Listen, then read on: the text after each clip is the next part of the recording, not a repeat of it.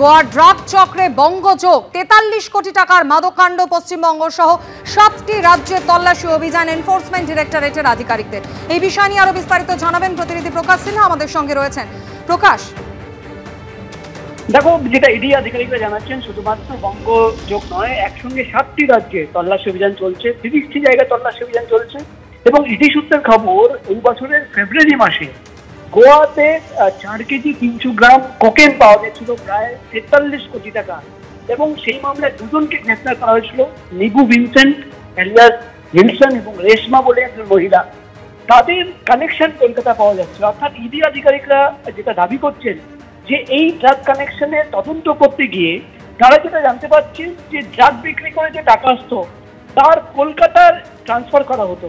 ট্যাংরা এলাকায় যেখানে ইডি আধিকারিকরা তল্লাশি অভিযান চালাচ্ছেন, রেশমার বাড়ি রয়েছে। অর্থাৎ এই ড্রাগ কানেকশনে যে মহিলাকে গ্রেফতার করা হয়েছে তার বাড়ি রয়েছে ট্যাংরা এলাকায়।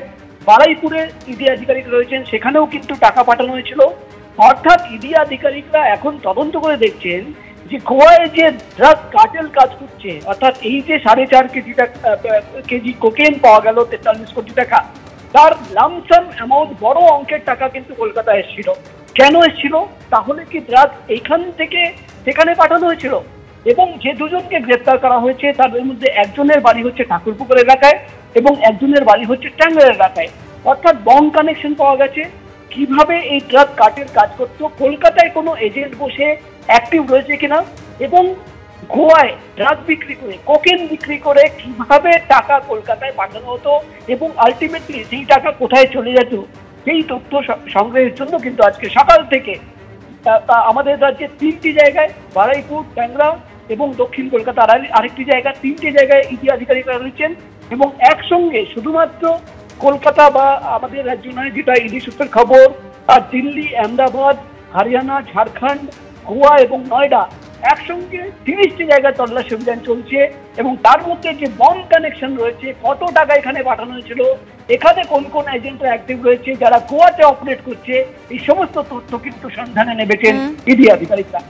ধন্যবাদ প্রকাশ। এসআইআর এর প্রতিবাদে আজও উত্তাল সংসদ। অধিবেশন শুরুর আগে সংসদ ভবনের বাইরে বিক্ষোভ বিরোধী জোটে।